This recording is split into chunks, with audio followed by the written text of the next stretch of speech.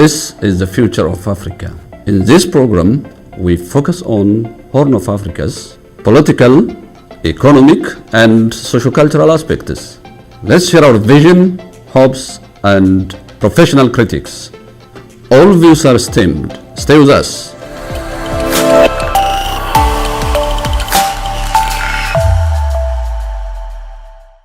Dr. Ebisa, welcome to this program. Thank you so much, Dr. Hussein Kadir and OROMIA11, once again for having me back. Great. Dr. Ebisa is a high-level profile. He was the former president of OSA, is a researcher and advocate of human rights. Thank you again, Dr. Ebisa. Today we'll be discussing on issues that are related to Finfinnee, Oromia, in relation to peace and the general pattern of it, including corruption and what's happening in reality. So our discussion will begin with issues that are related to Finfinnee. Dr. Ebisa, it has been high on the agenda, priority agenda, if you like, of the Oromo people. Why the Oromo people put the issue of Finfinnee in its priority agenda? Well, this is a great question. It is the centerpiece of the Oromo struggle, for instance.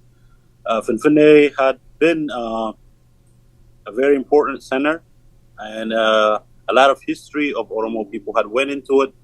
A lot of our political leaders, programs have articulated that Finfinnee is Oromia, and the capital of Oromia, or the seat of Oromo government, is Finfinnee. Therefore, it's been articulated by artists going back centuries since the founding or the renaming of the city from Finfinnee to Addis Ababa. So there's a historical context to it. There's a political complexity to it. And there is also a microcosm of what Ethiopia had become over the years. The city plays a huge role for Oromo people, not only economically, but socially. Therefore, it's very important to understand how Finfinnee have evolved to where it is today, and the political context it has taken shape, how Finfinnee evolved over the years, the history that it went to, the impact that it had on the Oromo people. Therefore, when Oromo people look at Finfinnee, they look at the collective pain of Oromo people, and they also look at it as a collective gain that they were when they see Finfinnee. So Finfinnee is the heart of Oromia. It's been there. I understand there are many histories that have tried to rewrite that history, that Finfinnee does not belong to Oromo people under various Ethiopian government, but nonetheless, it is the centerpiece of the Oromo struggle. This has been articulated by all. In fact, one of the key primary issues that unites different Oromo political leaders or organizations that Oromia, Finfinnee is part of Oromia, and it is a vital component of Oromo state. Thanks so much, Dr. Ebisa. It's apparent that Finfinnee is the capital city of Ethiopia. It is the seat of African countries, and it's also a capital city of Oromia National Regional State. And there are also a number of international organizations in that city, including ECA, European Economic Commission. But Oromos do have particular interest over that city, and there are fundamental questions about it. What do you think are the fundamental questions of the Oromo people over Finfinnee? Well, I understand that it is the capital city of Ethiopia, and many big institutions such as AU is located in Finfinnee. But this does not neglect the fact that this is the capital or the capital city of Oromia Regional State. And the reason this is important now is the political aspect of it and what had happened and how Finfinnee have evolved and excluded Oromos from taking part of Finfinnee. And when we look at it historically, then how Finfinnee evolved to where it is today. Finfinnee plays a key role. In fact, you can look at the empire's tendency, behavior by looking at Finfinnee, the fact that it has refused to accommodate nation nationalities, the fact that it has remained, refused to accept the multicultural nature of Ethiopia. And in fact, it has evolved. I think it's the only major city as a capital city that have become monolingual. And so our attempt now is we're not only fighting for Oromo people to get their equal fair share in Finfinnee, but also to diversify it, to make Finfinnee look like Ethiopia, the diversity that Ethiopia encompasses. Therefore, the current struggle, in fact, the historical struggle that Oromos have put forward is that we have not gotten the equal share. Our representation in Finfinnee was lacking. We were culturally excluded, and it did not reflect the diversity of Ethiopian people, in particular, the Oromo people that had actually surrounded Ethiopia, Finfinnee, and refused to exclude them in an apartheid form of system was in place. And this has a tremendous impact on Oromo. Therefore, the current initiative that's taken by the Finfinnee mayor is a step in the right direction. She should be commended for attempting to bring Afan Oromo to every school child. So therefore, diversity could begin to take hold in Finfinnee. And instead of being a monolingual state, capital city, we want it to be a multilingual federal state or capital city. I understand that it's the capital city of Ethiopia, but it's also the capital city of Oromia. And this current step that they are taking is encouraging. It's a bold move by the mayor, and we hope that they continue in this direction. And the reason we are saying this is this has an implication. The way how Finfinnee is going to evolve in the next decade will also reflect what Ethiopia will become. So if Finfinnee becomes a democratic and accept multiculturalism, provide equal opportunity to all nationalities that live in Ethiopia, then we will expect that such a democratic inclusion would also take place in the regional state and other places. So this is a fundamental step in the right direction. Of course, this issue have been pushed by going back by OROMIA11. Many artists have written about it. Many historians written about it. Many artists have sang song about Finfinnee, the fact that it's part of Oromia and inseparable from Oromia. So it plays a huge role, and in fact, it will also play a key role unless Finfinnee encompasses what Ethiopia look like. It may even jeopardize the future of Ethiopia. And we're hoping that the resistance that's coming from the other side, not to accept equality of linguistic culture and acceptance, will lead to a dangerous place. And we hope that they look at this as a civil right of the people of Ethiopia, especially the Oromo people who want to get their equal share in Finfinnee. Thanks so much. That's great reflection. And basically, we the Oromos claims that Finfinnee, both in terms of history and in terms of the legal aspect of it, has belonged to the Oromo people. And some people tend to explain that by saying, okay, Finfinnee is within Oromia. And personally, I believe that Finfinnee is Oromia by itself, and it's part of Oromia, which is central, the key aspect of it. And Oromos do have very strong claim, both in terms of history, in terms of its legal aspect, and why others get shocked pertaining to the question of the Oromo people over Finfinnee, and in particular the right to claim about its ownership, because Finfinnee is Oromia, nothing else. Do you agree with this, and why others tend to shock when this issue is being on agenda? Well, this is part of the transforming of the empire. We've seen the beginning or the initial step of changing the empire, we hope. What we are seeing now is that the way the empire operated and those who are privileged from the way the empire was constructed and structurally, now they are resisting this change that's coming from the population.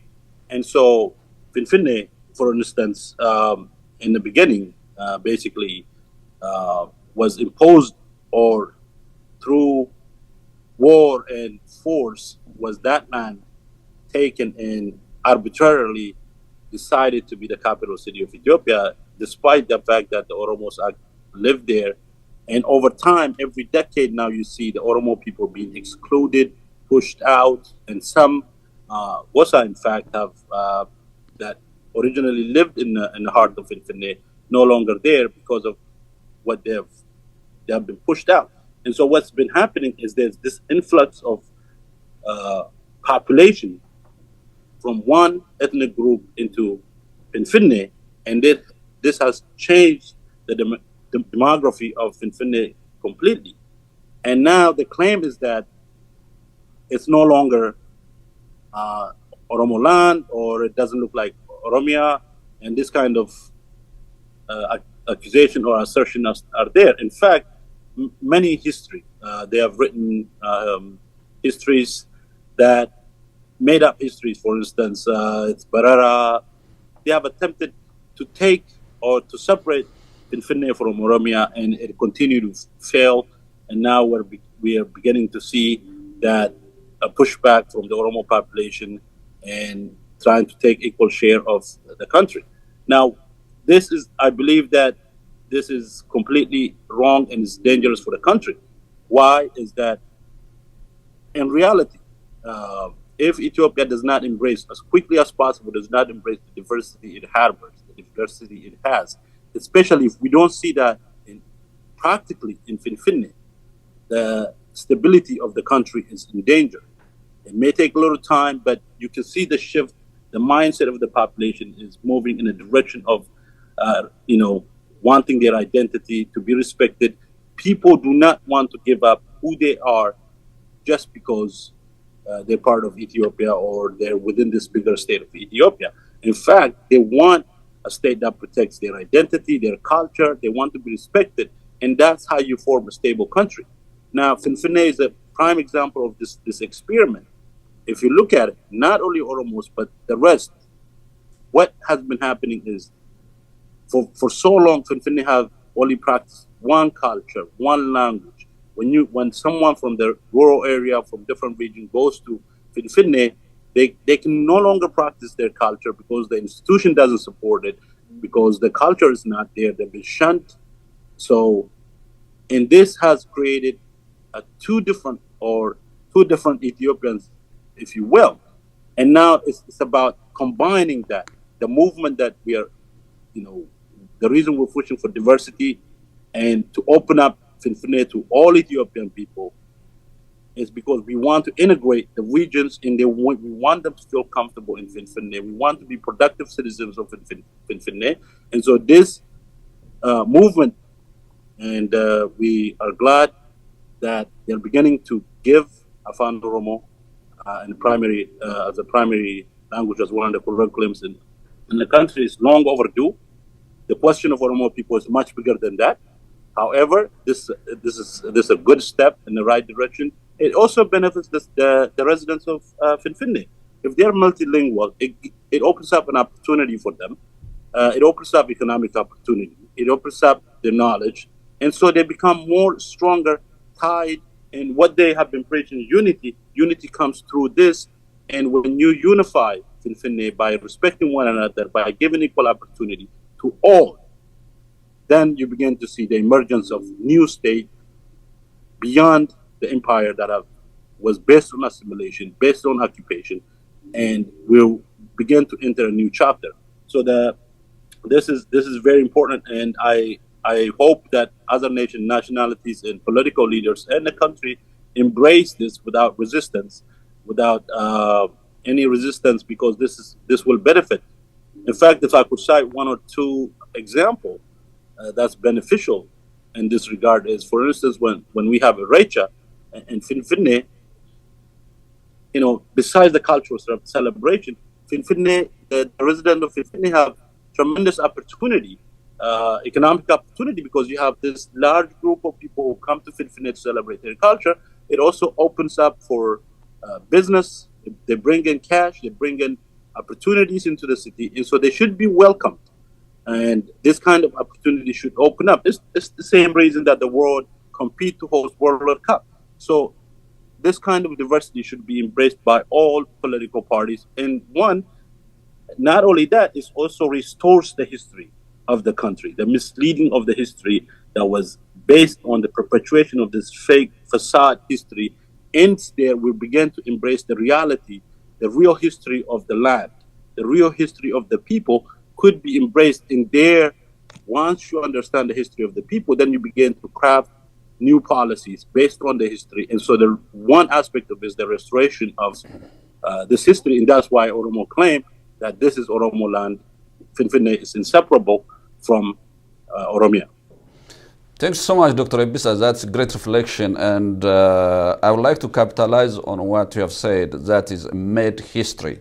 There are people who really tend to create turmoil by using new vocabularies like what you have said, Barera, Baladra, if you like, Addis Ababa, all these junks are there. These are made histories, as you said.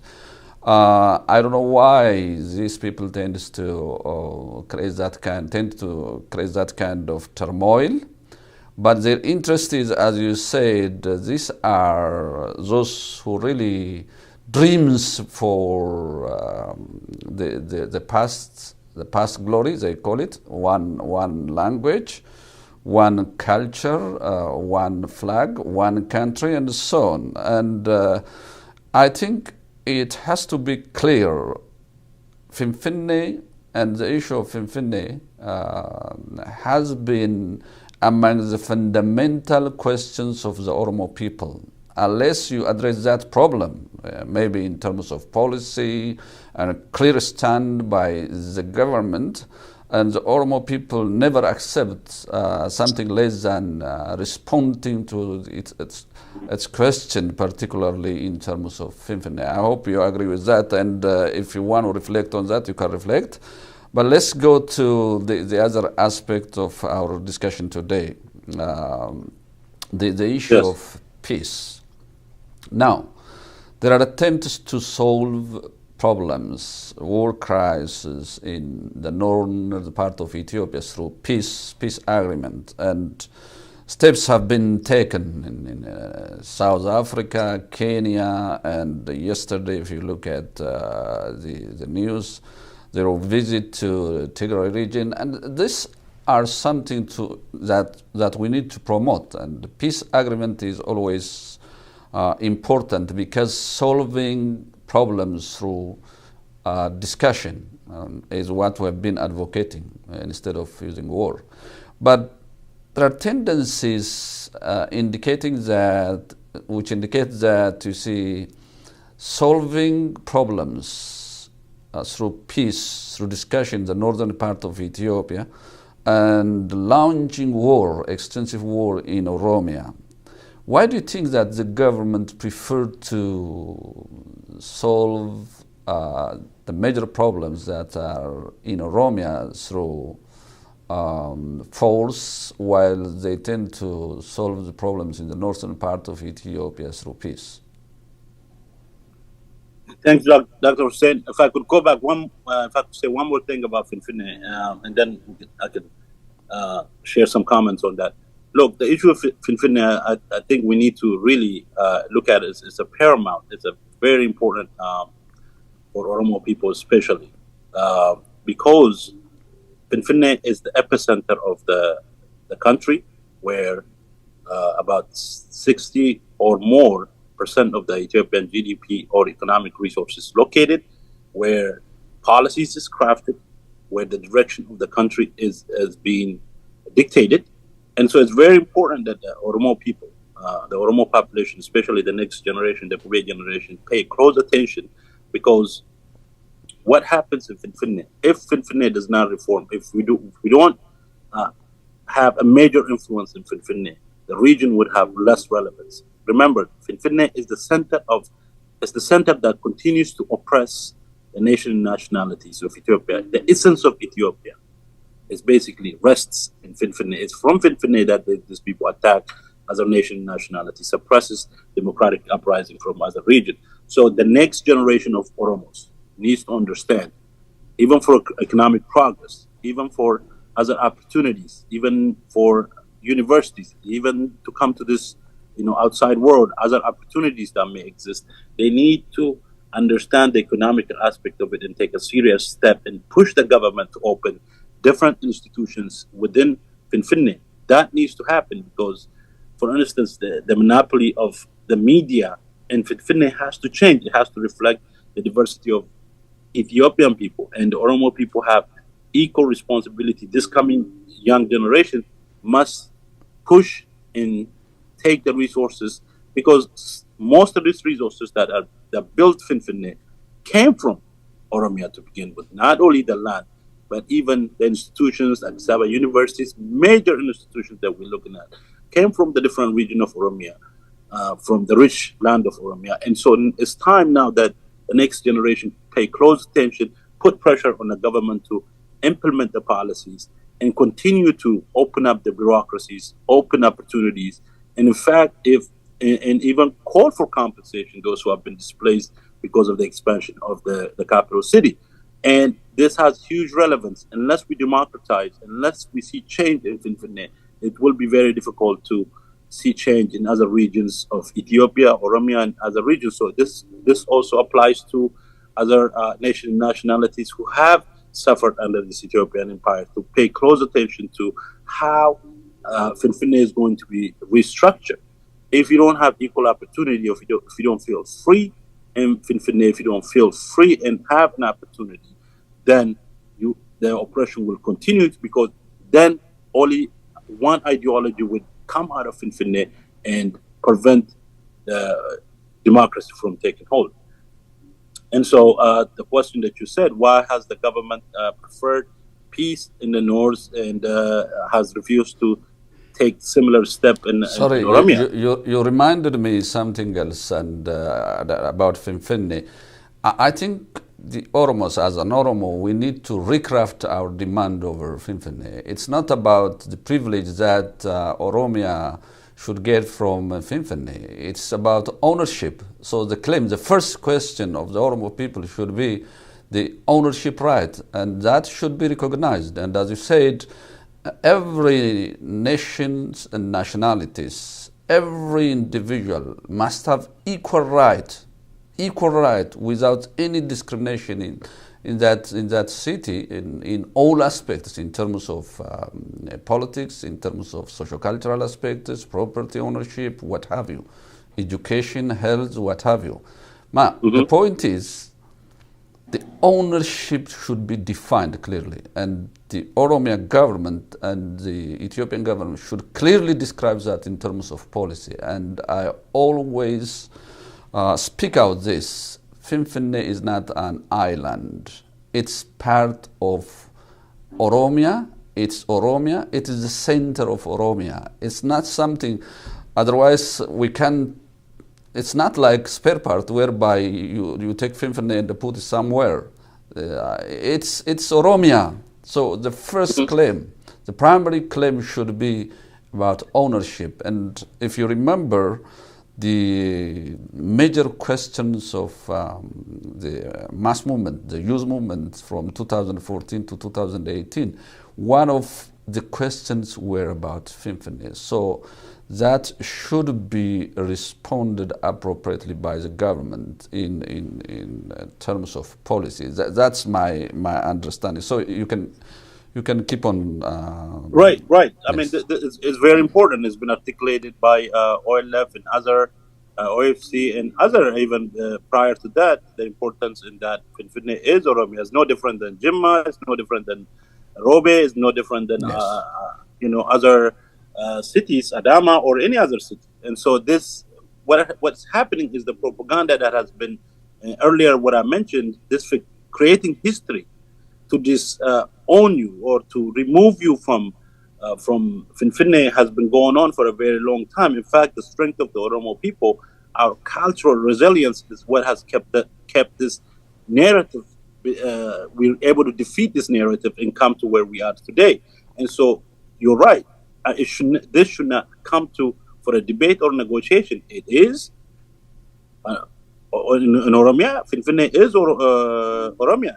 That doesn't mean the fear. I understand the fear that's coming or the propaganda that's been disseminated from the other side is that if we say Finfinnee is Oromia, then they're going to displace non-Oromos. That is the propaganda that they've been disseminating to, especially to other nationalities, and this is absolutely false.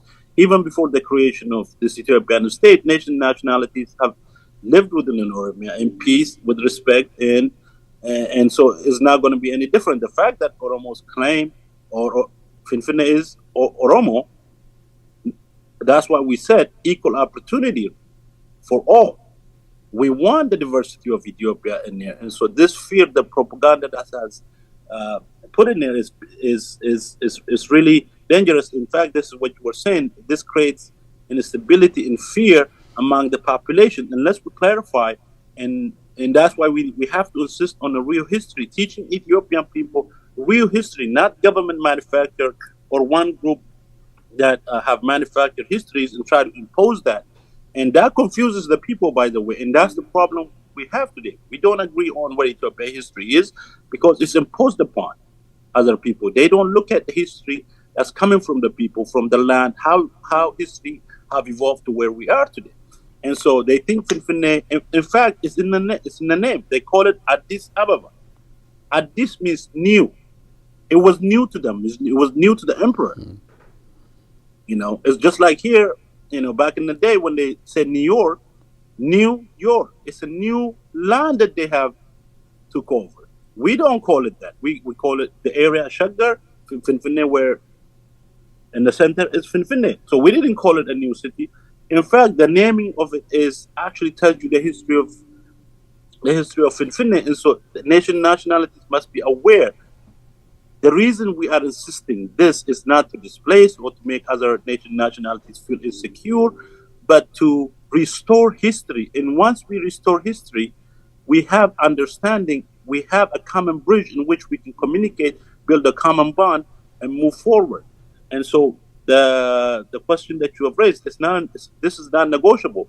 But the Oromo mass, the Oromo public, especially the younger generation, must be aware of this history, and because it's important to their future, put pressure on any government.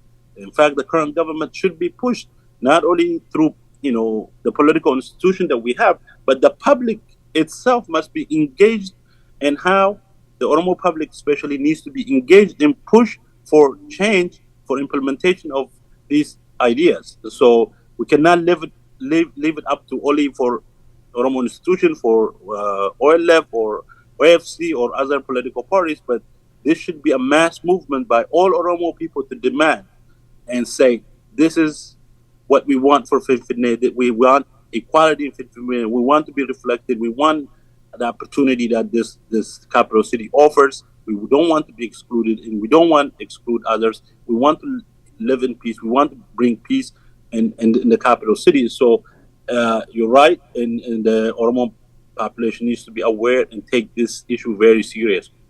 Thanks so much. Let's move to the question we have raised just a few minutes ago. Why does the government tend to avoid solving the crisis in Oromia through peace, akin to the northern part of Ethiopia? Well, there are many reasons, I believe. The government did not go into this peace process willingly. They were forced to accept this peace deal.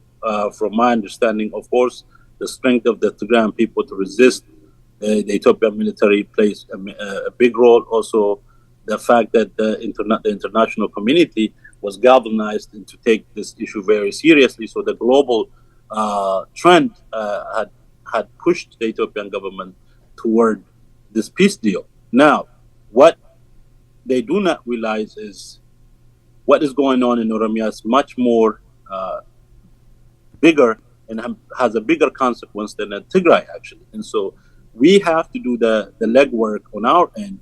We cannot expect the government.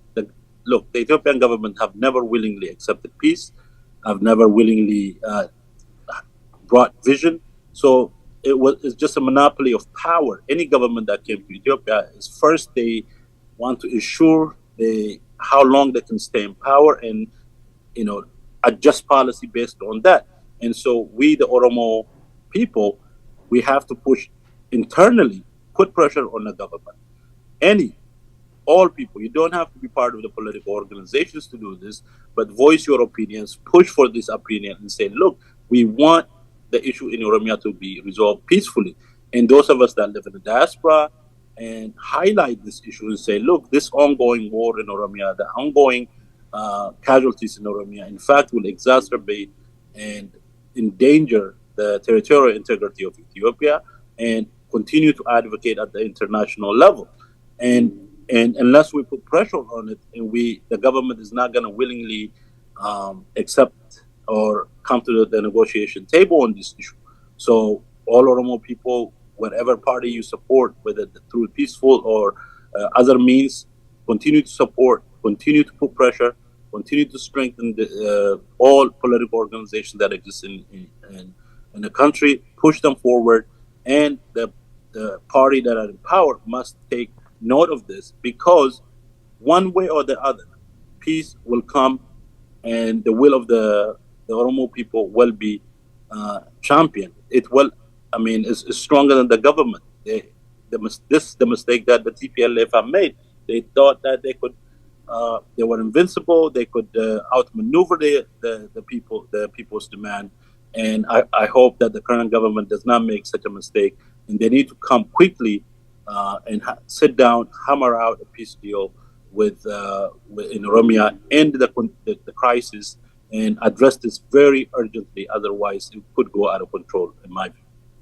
Thanks so much. It seems that discussion, peace agreement after damage, for instance, look at what happened in Tigray, in Amara, Afar, and so on. Now things are being aggravated in Oromia, and they tend to be X-factor like discussing after distraction. So we have been promoting peace, and I hope they will learn from that, and they have to solve what's the problem of Oromia, what's going on in Oromia through peace. So I think they will open their eyes and think about it and solve problems in a similar way. That's what we can say at this stage. Otherwise, you see, solving part of the problem and ignoring the other part will never solve the problem of that nation. And as you know, Oromia is the giant elephant in that country, and in terms of number, in terms of geography, in terms of economy, politics, what have you.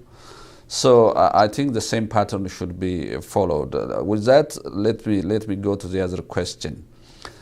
There are a number of challenges on top of the ongoing war. That is particularly, I tend to focus on corruption. And corruption is, again, tends to be a system, a pattern in that nation. And how do you see this? The power of corruption to distract the nation is very high. So politicians are not giving due attention to that, but recently the Prime Minister was talking about it, to fight against corruption. And there are a number of turbulences. How do you see this? I don't know how you would end corruption in a country that doesn't have democratic institutions or government that doesn't aspire to be democratic.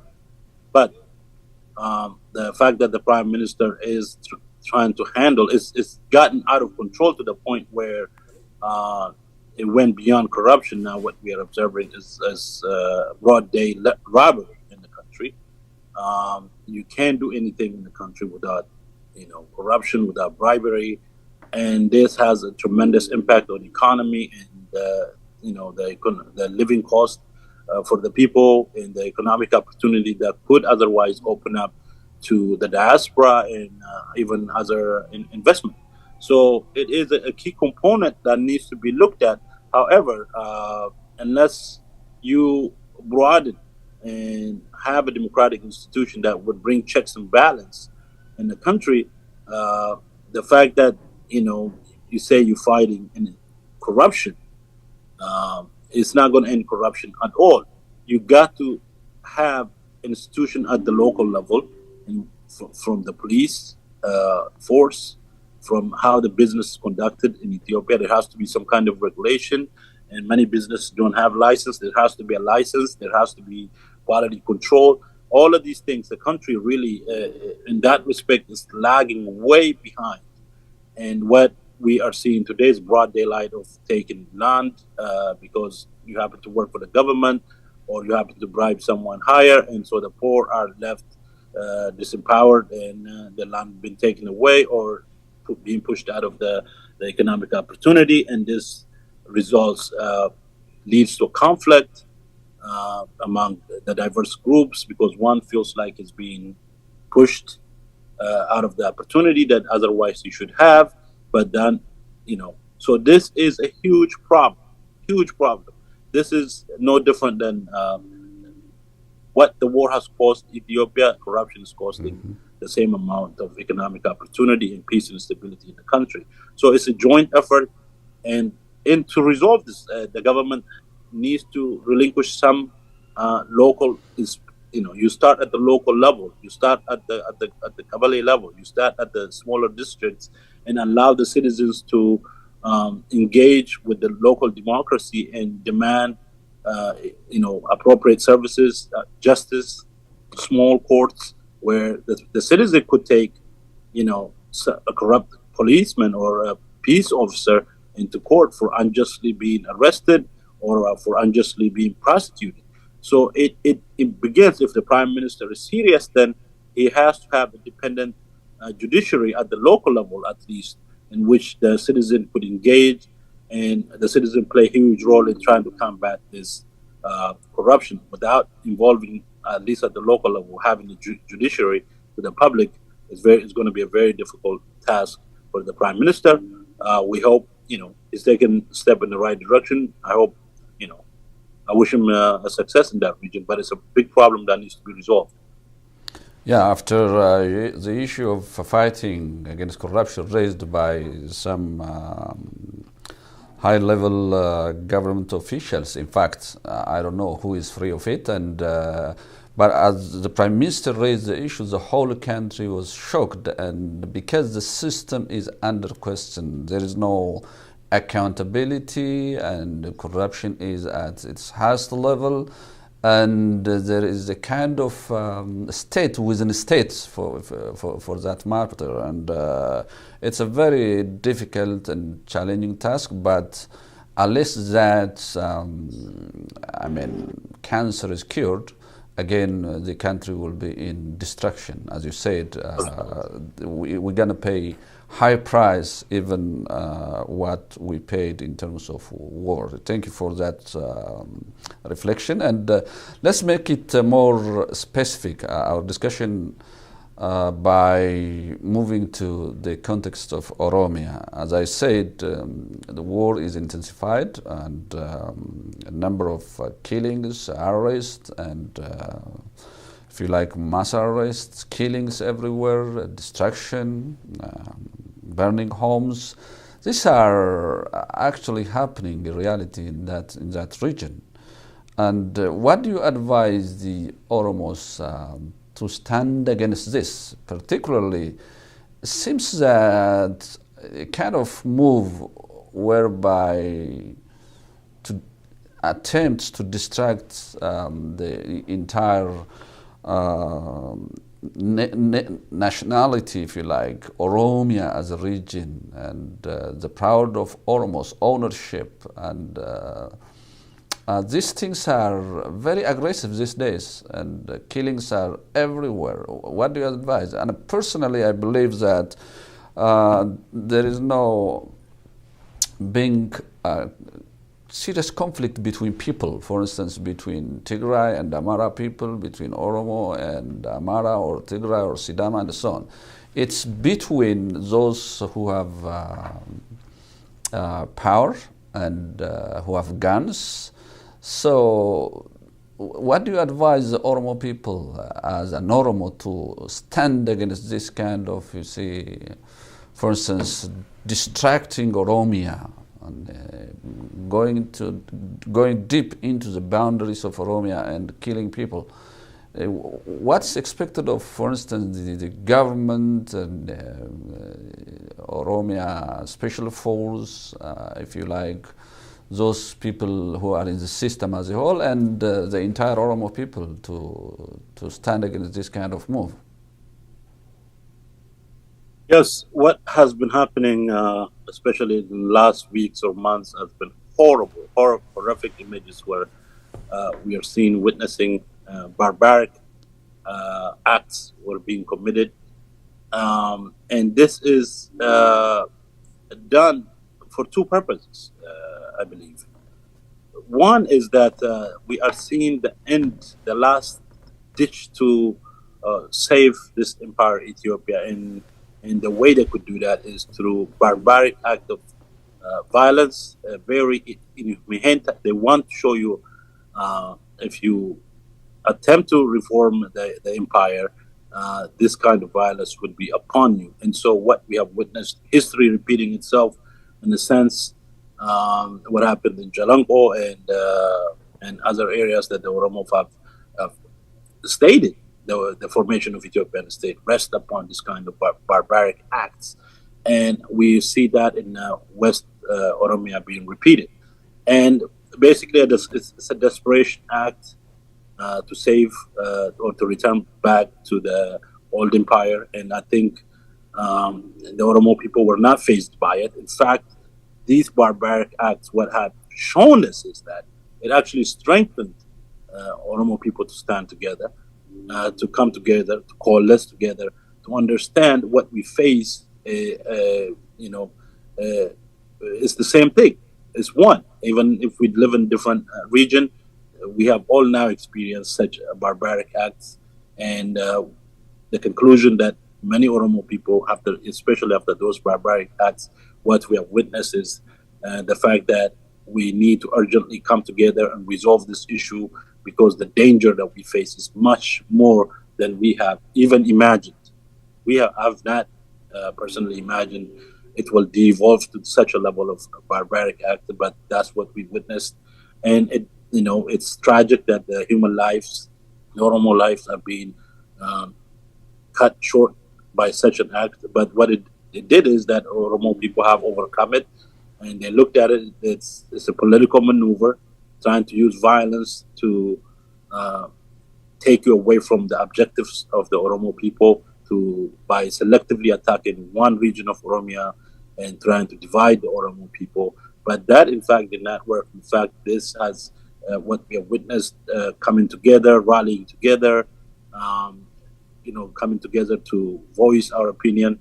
It strengthened us, and it actually reasserted that we are one nation.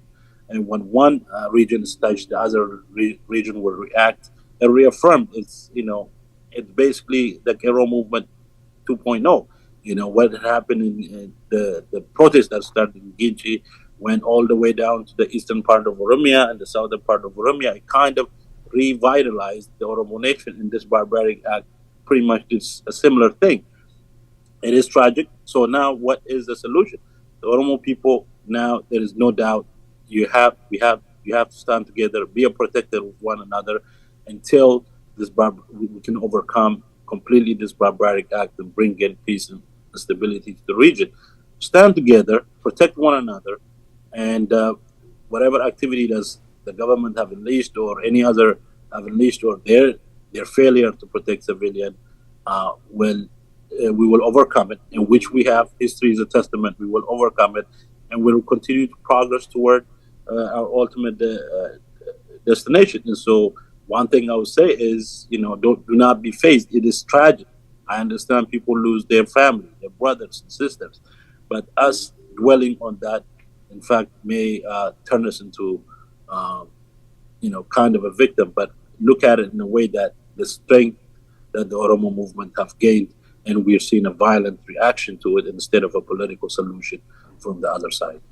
Thanks so much. I think you are recommending unity, and the Oromo people should be organized and stand against any kind of unfair move from the various actors. But now the point is, there are people, there are individuals, if you like, political parties who would like to disregard the question of nations and nationalities. For that matter, the very existence of nations and nationalities in their country. They believe that the old system, they call it the glorious day, the golden time, should come again. For instance, one country, one nation, one flag, one culture, one religion, and so on. Now, they are trying to create gap between people. They tend to promote crisis, fighting, and hate among people. I think there is no bad relationship between people, for that matter. The bad relationship is within or among the leadership. And I don't see a rough kind of relationship between and among people as a people. So, taking this into account, what do you advise the government of Ethiopia and the country's political leaders? Well, one thing I would say here is that, yes, indeed, the poor farmer of Oromo or Amara or Tigray or Somali, in terms of their economic status, they do live in peace. But there is an ideological background differences here. And what we need to educate is at that level. As you said, there is, if I could boldly say, the Southern feel like democracy and the multinational federalism is the way of the future. That what brings peace and prosperity to the country. And, if I do generalize, then the northern part does not feel, they feel strong central government is what is needed. Democracy is really a luxury at this point, and the unity of the country is primary, regardless of the type of government that sits in Finfinnee. And I think this has been going on. This has been the fight that's been going on since the creation of the Ethiopian state. And we've seen a tremendous failure in the country because of these two ideological differences. The fact that the Ethiopian unity comes first or a priority, then the rights of the people, the rights of the nation, nationalities, or democracy is utter failure, and it's a total propaganda, and it has not led Ethiopia into peace and prosperity. So, when you call for a central government, a strong central government, basically what you're calling for is an authoritarian, in fact, a fascist state to emerge. And that doesn't guarantee the unity of the country. And we have seen the prime example of Eritrea seceding from Ethiopia. And we do not know for sure 100% what the fate of the Tigrayan state would be in the future, given what they have experienced in the last couple of years. So there is a huge ideological difference, and this has to be clarified. And what happened is the biggest challenge or advice that I would give to recommendation I would give to the government is that before even anything else, there has to be a diversification of the media. The media plays a key role in disseminating this kind of information by bringing in misinformation, disinformation, and disseminating them throughout the country. It makes, like you said, the poor Oromo farmer that has common applied with the poor Oromo, poor Amara farmer or Tigray farmer, it puts them against one another. And by playing that ideological framework that been enclaved, and then that they cannot come together and look at the real issue in the country. As long as Ethiopia does not quickly accept progressive type of policy, progressive democracy, and the population has to be educated on this. Democracy in itself is a source of stability and progress. It should not, that should be the primary. Unless you have democracy, you cannot put together, and by will, by force, by coercion, by a strong man in the center, and keep Ethiopia united. In fact, the reason the country Ethiopia lasted this long is not because of the strength of the central government. It's not because Mengistu was a strong central government leader, or Mallas for that matter, or even prime minister. What is happening is the international community tends to want Ethiopia to stay in one piece.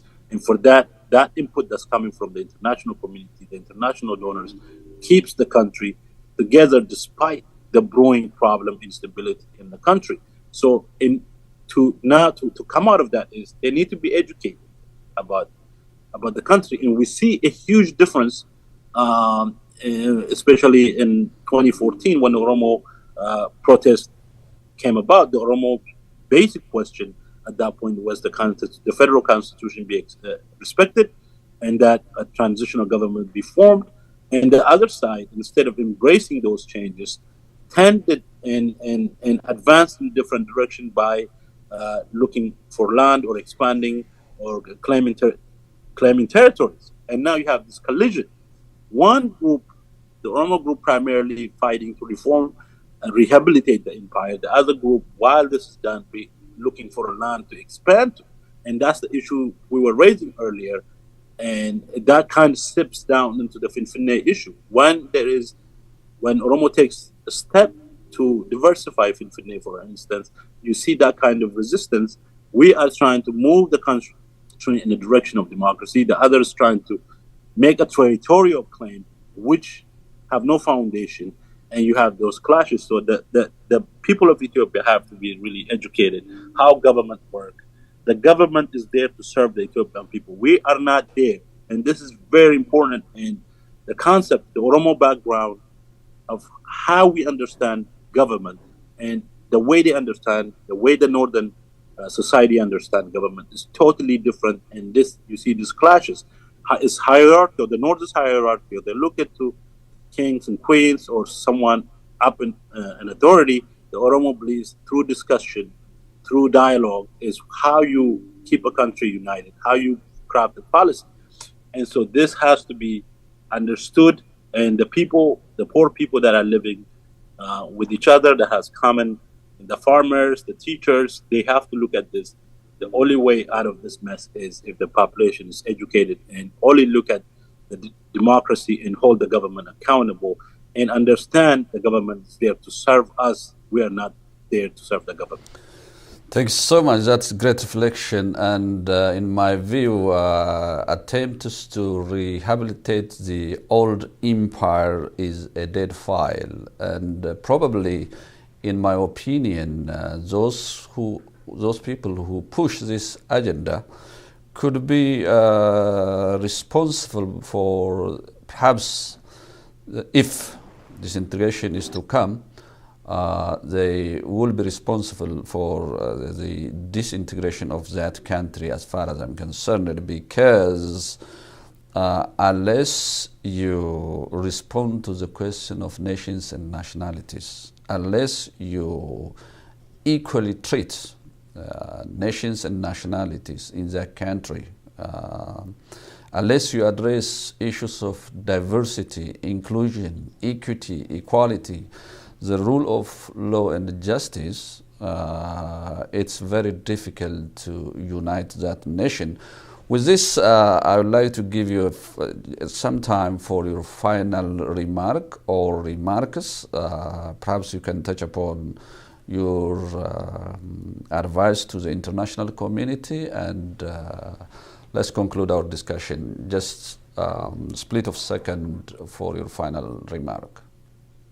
Thank you. Well, the international community really seriously, they need to look at the Oromo nation. It is the heart of Ethiopia demographically and the GDP. And so the essence of Ethiopia lies within Oromia, frankly. And so what the international community, the policymakers need to understand is to get an objective data from the Oromo people and find an alternative view and look at the Oromo institutions and problems, focus on that if they really want to bring peace and stability to the Horn of Africa. Without the Oromos fully participating in this endeavor, the region will be in great transition to peace and stability will be a challenging task, regardless of which direction they move. Thank you. Thanks so much. With this, we conclude our discussion for today with Dr. Ebbisa on the current political situation of Ethiopia and Oromia. For those of you who would like to share your vision, hope, and professional critics, the door is open. Please contact me through my Facebook. My name is Dr. Hussein Kadir. See you next time. Profoundly thank you, Dr. Ebbisa, as usual.